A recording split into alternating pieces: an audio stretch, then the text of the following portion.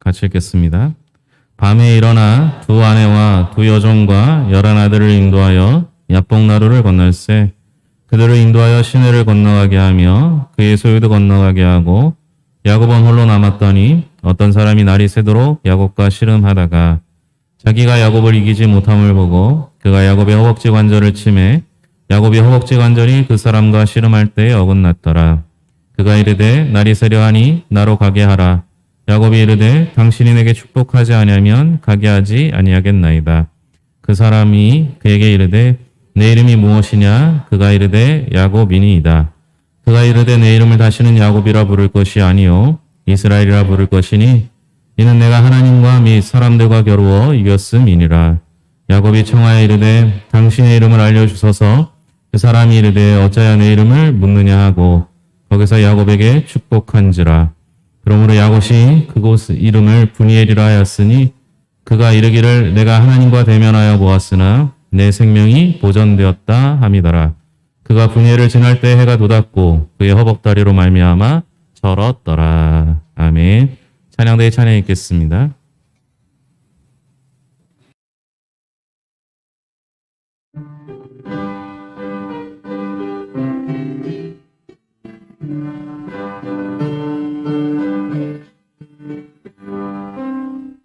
주님 나를 신을 높자요 나를 찾으려 우리 불과 신을 따라 나를 늘 인도하여 주시나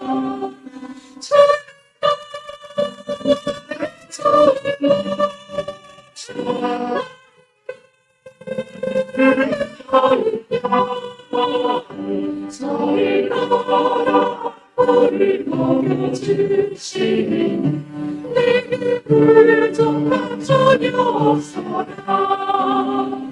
예쁜 새를 노래하리나 주님과 너희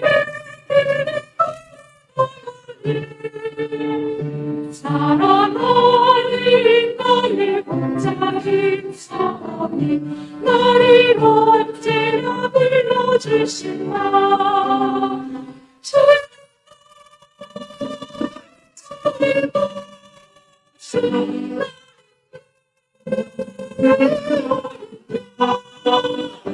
저희 따라 너를 먹여주시니 내게 부족한 전혀 없어라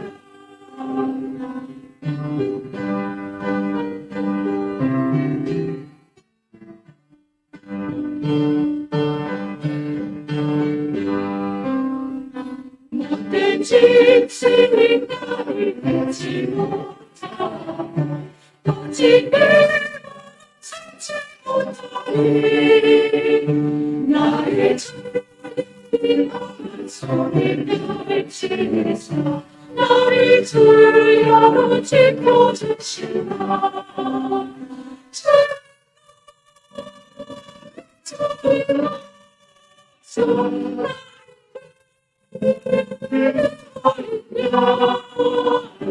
저를 따라 너를 먹여주시니 내게 부족한 전혀 없어라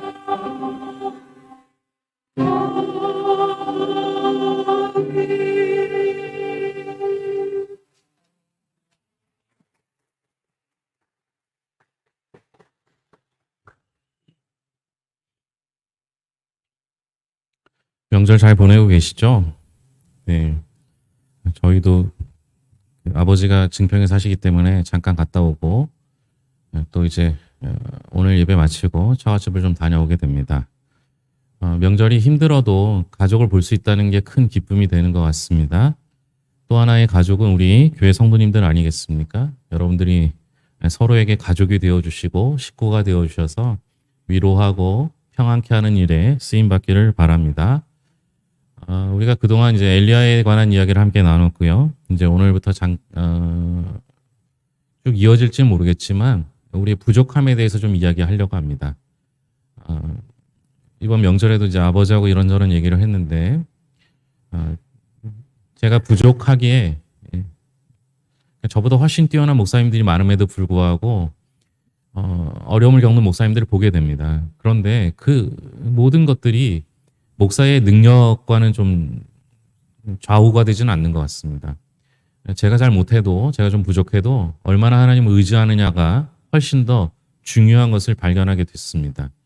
우리의 부족함이 우리의 인생을 결정하지 않습니다. 때로는 부족하기 때문에 하나님을 의지하게 되고, 때로는 부족하기 때문에 하나님만 바라볼 수 없는 것, 바라볼 수밖에 없는 것, 그것이 우리에게 은혜가 되는 것이죠. 이제 그 부족함에 대해서 좀 나누려고 합니다. 우리가 흔히 알듯 모세가 떨기나무를 발견하게 됩니다. 그런데 우리는 생각하기를 떨기나무에 불이 붙는 것 자체가 이상한 거라고 생각하는데요. 실제로는 그렇지 않다고 합니다. 사막에 메마른 나무에 약간의 불꽃만 튀어도 불이 쉽게 붙는다라고 합니다. 그동안 모세가 40년간 광야 생활하면서 수없이 떨기나무에 불을 붙는 거 보았는데 그날만 유독 그 불이 붙어있는 떨기나무를 바라본 이유가 무엇일까 생각해 보면 사실은 그가 그동안에는 주목하지 않았기 때문이다라고 생각할 수밖에 없어요. 그가 나이가 40이 되어서 광야로 내몰렸는데 80이 되어서야 그것을 보게 됩니다. 그것을 보고 나니까 이상한 현상이 하나 생겨나죠. 그것은 불은 붙었는데 꺼지지 않는 겁니다. 타서 없어지지 않는 거죠. 모세가 인생의 말년에 하나님을 발견하는 장면은 그의 부족함 때문이었습니다. 그가 아마 젊었을 시절이라면 그냥 불이 붙는 걸 쉽게 지나쳤을 것일 텐데 그가 40년간 광야 생활을 하면서 자신의 시간에 여유를 가졌을 것이고 그 기간을 통해서 자신의 부족함을 발견했을 것이고 그러니 주변의 상황의 사소한 것들을 발견할 수 있게 된 것이죠. 우리도 그런 일들이 일어났으면 좋겠습니다. 이 모세가 발견했던 광야라는 곳은 사실은 사막에 가깝습니다. 우리가 살고 있는 이 지구에 남극과 북극이 가장 큰 땅덩어리를 가지고 있고요. 그리고 세 번째는 사하라 사막이라고 불리는데요. 940만 제곱킬로미터 정도 달하는 아주 거대한 땅입니다. 그런데 사람 참 도전하는 걸 좋아하죠. 그 사하라 사막을 차로 종단하는 일을 하게 됩니다. 여러분, 모래를 달리는 건 쉬운 일이 아닙니다. 심지어 죽기도 하죠. 제가 교육전도사 할 때 우리 담임 목사님과 우리 교육자들을 데리고 안면도에 놀러 간 적이 있어요. 같이 회의도 하고 그다음에 맛있는 것도 먹고 경치를 구경하는데 제가 그때 운전한 지 몇 년 안 됐을 때였거든요. 멋지게 운전을 하고 싶은 거예요. 그 안면도 모래사장을 달리는 게 멋있어 보이지 않습니까? 열심히 달렸습니다. 정말 멋지게 달렸죠. 바닷가 옆을 달리니까 얼마나 좋습니까? 그런데 문제는 선 거예요. 그냥 달렸어 나갔으면 모르겠는데 그 바다 한복판에다가 모래 위에 그냥 세웠습니다. 그런데 모래 위에 세웠더니 어떤 일이 벌어집니까? 그만 그 바퀴가 모래에 빠진 거예요. 제가 그때 느꼈던 건 이 사하라 사막과는 비교가 안 되겠지만 새로운 걸 느꼈어요. 여러분, 모래라는 건 흩어지는 게 정상적입니다. 근데 그 모래도 안전한 곳이 있어요. 어디냐? 물이 젖어 있는 곳이에요. 모래는 물이 들어가면 단단해집니다. 나중에 해변에 가서 확인해 보시면 알겠지만 물이 있는 모래는 밟으면 단단해집니다. 그런데 물이 빠져나간 모래는 그만 서로 흩어지는 성향이 있기 때문에 그냥 빠져버리게 되죠. 사하라 사막에서 모래 위에 자동차가 섰다. 그럼 어떤 일이 벌어지겠습니까? 거기 무슨 물이 있겠습니까? 결국에는 엑셀을 세게 밟아서 탈출하려고 합니다. 아니면 같이 간 사람이 있으면 그의 도움으로, 아니면 바퀴 밑에 나무를 깔아서 지렛대 원리로 나오려고 할 것입니다. 그런데 시간이 가면 갈수록 그렇게 노력하면 할수록 오히려 문제가 생기죠. 사막을 건너는 6가지 방법을 쓴 스티븐 도나유라는 사람이 있는데요. 이 사람이 자동차로 사하라 사막을 여행하다가 자동차가 푸슈푸슈라는 무서운 모래 사막에 빠지는 위기를 경험하게 됩니다. 10중 8구 죽을 수밖에 없는 상황에서 그는 놀랍게 살아났고요. 그 차로 사막을 건너게 됩니다. 그리고 그 경험을 사막을 건너는 6가지 방법이라는 중요한 원칙이 담긴 책을 써냈습니다. 일반적으로 우리가 사막에서 이런 일이 벌어졌다면 아마 포기하기 쉬울 겁니다. 그런데 그는 아주 간단한 방법을 가지고 그 사막을 탈출하는 방법을 알려주게 됩니다. 아까도 말씀드렸지만 우리는 무언가 힘으로 하려고 합니다. 제가 그 모래사장에 있는데요. 세게 밟아봤어요. 근데 안 되더라고요. 그래서 앞뒤로 왔다 갔다 해보고 어느 정도 다진 다음에 나오려고 했는데 역시 안 되더라고요. 나중에 여러 명이 붙어서 하니까 괜찮더라고요. 그렇게 해서 나왔거든요. 근데 거기가 많이 빠지나 봐요. 멀리서 그 트랙터가 있더라고요. 트랙터가 돈 받고 빼주려고 하는 사람이 있더라고요. 그런데 여기는 그런 사람도 없잖아요. 사막엔 그럴 수가 없거든요. 근데 생각보다 우리가 생각하는 방법이 아닌 아주 간단한 방법으로 그곳을 탈출했다고 합니다. 방법은 바퀴에서 바람을 빼는 것이었습니다.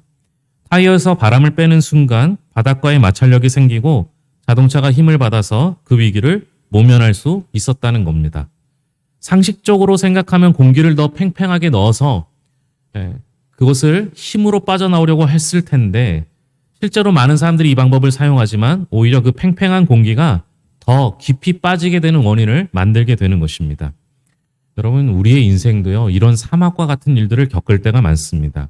문제가 있는데요, 그 문제에서 헤어나오려고 무언가 하려고 하면 할수록 더 깊이 그 문제 속으로 빠져들게 됩니다. 그리고 누군가 나를 도와주면 좀 살 것 같은데 오히려 그 사람이 나를 더 어려움으로 빠지는 경우를 보게 됩니다. 타이어에 공기가 조금 더 있어준다면 힘껏 나올 수 있을 것 같은데 그 공기 한 움큼이 없어서 인생이 모래사막에 멈춰 있는 것 같은 아쉬움을 느낄 때가 있습니다. 그런데 그 타이어에 공기 한 줌이 오히려 탈출을 방해하는 요소가 되었습니다. 우린 전혀 그렇게 생각하지 못했습니다. 작은 희망이 하나님을 향한 희망을 방해할 때가 있는 겁니다. 남아있는 공기마저 빼야 살아남을 수 있다는 지혜를 배워야 하는 것이죠. 오늘 본문 말씀 창세기 32장에 보면 야복강가의 야곱의 이야기가 나옵니다. 여기서 우리는 재미있는 사실 하나 발견할 수 있습니다. 그것은 야곱이 멈춰 선 것입니다. 야곱은 평생 달리기만 했습니다. 아버지에게 인정받기 위해서 달려야 했고요. 형의 미움을 피해서 도망가기 위해 달려야 했습니다. 도망간 라반의 집에서는, 삼촌 라반의 집에서는 살기 위해서 몸부림치기 위해 달려야 했습니다. 그런 그가 이제 드디어 멈추는 순간이 오게 된 겁니다. 멈췄기 때문에 하나님을 만날 수 있었습니다. 그런데 하나님을 만나기는 했는데 야곱에게는 아직도 완전히 꺼지지 않은 희미한 등불이 남아 있었습니다. 아직도 얼마간에 빠지지 않는 공기가 야곱 안에 남아 있었던 것이죠. 그 공기가 무엇일까요? 그것은 야곱이 평생 해왔던 자신의 장기인 다름박질 자라는 두 다리였습니다. 성경을 가만히 읽어보면 그날 밤 야곱은 자신의 재산인 육축을 강 건너로 먼저 보냅니다. 그리고 걸음이 느린 여자와 아이들을 먼저 강 건너로 보내게 하고 혼자 남게 됩니다. 드디어 야곱은 기도하기 시작하고 주의 천사가 나타나서 그의 기도 앞에 대면하게 됩니다. 야곱의 입에서는 나를 축복하기 전엔 절대로 놓지 않겠다라는 사생결단의 기도가 나오지만 아무래도 석연치 않은 부분이 있습니다. 밤새 씨름했는데 그 천사가 그 기도에 응답하지 않아요. 분명 하나님이 보시기에 야곱의 기도에 석연치 않은 어떤 문제가 있었던 것입니다. 야곱의 기도를 상상해 보면 아마 이런 기도가 되지 않았을까요? 하나님 도와주세요. 형 에서가 나를 죽이려고 옵니다. 하나님 도와주시지 않으면 나는 살 수 없습니다. 그러나 아직 내게 남은 힘이 있습니다. 만약 하나님이 도와주시지 않는다면 저는 강을 건너지 않고 이 튼튼한 두 다리로 도망가야 할 것입니다. 버틸 때까지 버티다가 정말 응답해 주시지 않으면 마지막 순간에 이 두 발로 도망가겠습니다. 야곱에게 아직 꺼지지 않는 희망의 등불 두 다리가 자신을 의지하는 마음을 갖게 했던 것입니다. 이 희미한 희망의 두 다리가 그의 기도의 간절함을 방해하고 있었던 것이죠. 배수진을 치지 않는 기도, 생명을 걸지 않는 기도에는 응답되지 않습니다. 그제서야 주의 천사가 그에게 이르러 그의 기도가 변하지 않자 야곱이 믿었던 다리를 치고 절뚝거리게 만든 겁니다. 이렇게밖에 설명이 안 돼요. 여러분, 야곱의 이야기에서 왜 갑자기 두 다리를 쳤을까? 하나님께서 야곱이 마지막까지 의지하던 그 튼튼한 두 다리를 치고서야 그는 그의 눈을 뜨고 하나님을 바라보게 됩니다. 그제서야 비로소 하나님을 100% 의지하게 되고 하나님을 보게 됩니다. 이 이전까지는 씨름을 하여도 기도를 하여도 하나님을 보지 못했는데 그의 두 다리가 절뚝거리자 말자 그가 하나님을 보게 됩니다. 그리고 그곳의 이름을 브니엘, 하나님의 얼굴이라고 짓게 되는 것이죠. 우리가 그동안 살펴봤던 엘리야의 이야기를 보면 엘리야가 850명의 바알과 아세라 선지자를 놓고 영적 대결을 벌이게 됩니다. 갈멜산의 그 전투에서 제단을 쌓고 누구의 신이 그 제단에 불을 붙이는지 응답하는지 대결을 하게 됩니다. 처음에 바알과 아세라 선지자들이 먼저 소리치고 자신을 자해하면서까지 그의 신을 불렀지만 묵묵부답입니다. 어떤 반응도 보이지 않습니다. 드디어 엘리야 차례가 되었습니다. 3년 반 동안 비가 내리지 않았어요. 모든 땅이 메말랐고요. 모든 나무가 말라 있을 수밖에 없습니다. 여러분, 어느 곳에서나 불을 붙일 때 마른 장작에 불 붙이는 건 쉬운 일이에요. 아마 엘리야가 주머니에 부싯돌이라도 넣고 약간의 불꽃만 튀었을지라도 아마 그 나무의 장작에 제단에 불이 붙었을 것입니다. 그런데 그 순간 엘리야가 어떤 행동을 합니까? 물을 그곳에 부어버립니다. 4번이나 부어서 그 제단뿐만 아니라 그 제단을 둘러싸고 있는 도랑에 물이 가득 차게 합니다. 왜 그랬을까요? 엘리야는 반복된 훈련을 통해서 다른 것 의지하는 순간 하나님의 도움을 의지하지 않는다라는 사실을 깨달았던 겁니다. 한 10%의 아니 1%의 가능성만 있더라도 우리는 그 가능성을 붙잡는 게 사람의 모습이기 때문에 엘리야는 마지막 1%의 가능성도 다 지워버려 물을 부어 버렸던 것입니다. 그 후 엘리야는 하나님만 100% 의지하는 간절한 기도를 올리게 됩니다. 어떻게 보면 하늘에서 불이 내린 건 당연한 결과일 것입니다. 하나님은 가끔씩 우리가 붙잡고 살아가는 하나님 외의 가능성에 물을 부어버리기를 원하십니다. 약간의 만족과 약간의 남아있는 희망이 하나님을 의지하는 것을 방해할 때가 있습니다. 하나님이 우리의 기도를 더욱 간절하게 만들기 위해 남아있는 것 모두를 요구하실 때가 있습니다. 우리 인생의 사막을 건너기 위해서는 그 방법밖에 없기 때문에 그렇습니다. 그래서 때로는 의도적으로 자신의 부족함의 환경으로 내모는 것이 필요합니다. 사하라 사막 같은 인생을 무사히 건너기를 원하신다면 지금 당장 남아있는 타이어의 바람을 빼야 합니다. 우리가 살아가는 시간에 1년에 2번씩 큰 명절을 맞이하게 됩니다. 이 시간은 어쩌면 잠시 멈추는 시간일 수 있습니다. 1월과 8월 2번의 시간을 잘 선용해야 합니다. 물론 명절이 반갑지 않은 사람이 있을 것입니다. 홀로 살아서 반복되는 질문이 작년과 올해 똑같은 질문 그리고 상대방의 마음을 신경 쓰지 않는 똑같은 질문들 그 질문들이 달갑지 않은 사람이 있을지 모릅니다. 하지만 우리에게 억지로 멈추는 시간인 이 시간을 잘 기억해야 할 것입니다. 물론 하나님이 반드시 다 멈추었다라고 볼 수는 없을 겁니다. 반복되고 시간이 되면 돌아오는 명절이기 때문에 그렇습니다. 그러나 어떤 순간에도 혹시 하나님이 멈추게 하신 거라면 이 멈춤을 통해서 하나님께서 원하시는 것이 무엇인지를 찾아야 할 것입니다. 야곱도 하나님께서 억지로 멈추게 한 시간이 있었습니다. 이 시간 어떻게 반응하냐에 따라서 우리의 인생의 삶의 질은 달라질 수밖에 없습니다. 여러분 어떻게 하시겠습니까? 내 남은 힘까지 다 빼어서 하나님께 드리고 하나님을 의지하는 인생이 되어야 하지 않겠습니까? 젊으면 젊을수록 더 자신의 힘을 의지합니다. 무언가 해보려고 합니다. 그런데 아무것도 할 수 없어서 주 앞에 엎드릴 때 주님께서 그제서야 주님이 직접 일하십니다. 내가 일하는 것과 주님이 일하는 것 어떤 것이 더 나은지는 분명하지 않습니까? 그럼에도 불구하고 우리는 자꾸만 내 힘으로 일하고 내 힘으로 살려고 내가 의지하는 것들을 붙잡고 있지는 않습니까? 하나님께 다 드리시고 남은 바람마저 다 빼시기 바랍니다. 하나님이 일하시는 순간 내 능력이 아닌 하나님의 능력이 반드시 나타나야 할 것입니다. 힘들고 어려운 순간을 살고 있는 이들이 있을 겁니다.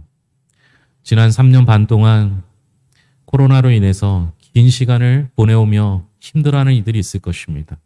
이제는 몸이 너무 약해서 아파하고 또 연약한 그 몸 때문에 아무것도 할 수 없기에 좌절하고 절망하는 이들이 있을 것입니다. 그 순간 하나님이 일하시는 시간입니다. 그 순간 하나님께서 역사하시는 순간입니다.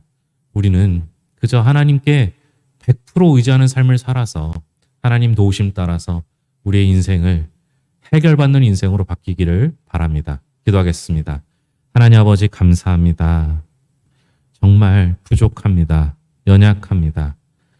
죄인 같았던 우리를 하나님께서 살리셨고 하나님의 자녀 삼아 주셨습니다. 그런데도 아직도 힘을 의지합니다.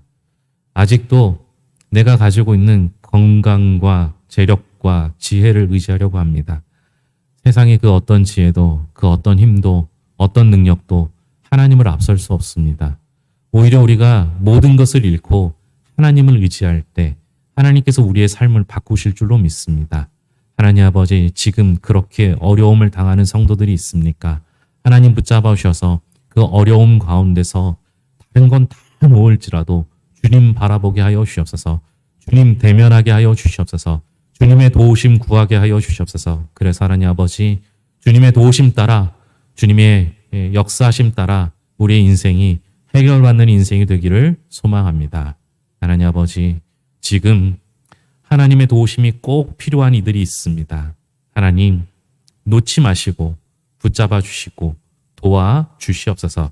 모든 것을 예수님의 이름으로 기도합니다. 아멘.